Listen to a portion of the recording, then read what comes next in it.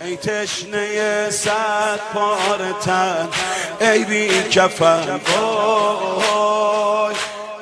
ہاں عزیزان من، اصحاب حسینی ان کے مقامات کا سر اور راز یہی محبت حسین ہے، یہ محبت ہے، اور یہ محبت بھی اس معرفت کی معلوم ہے، اس معرفت سے پھوٹی ہے جو معرفت ان اصحاب حسین نے سید الشہداء کی پیدا۔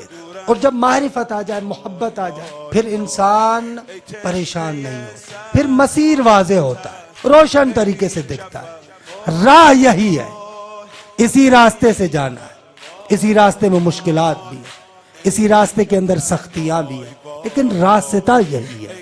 بہت ساری جگہوں پر ہمارا دل مانتا ہے لیکن حالات کی سختی کی وجہ سے بہانہ بناتے ہیں۔ کربلا میں ایسے ہی تھا، بہت سارے لوگوں کے ہزاروں بہانے تھے۔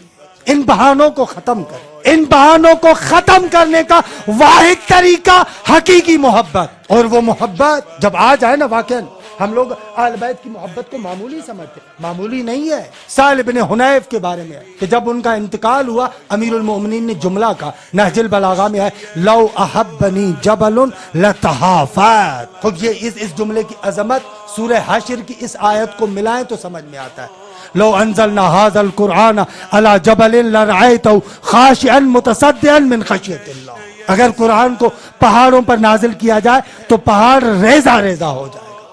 علی کہتے ہیں کہ اگر مجھ سے محبت پہاڑ کرے تو پہاڑ ریزہ ریزہ ہو جائے گا۔ یعنی دوسرے لفظوں میں امیر المومنین کہتے ہیں میری محبت میں وہی اثر ہے جو قرآن کی آیات کے اندر ہے۔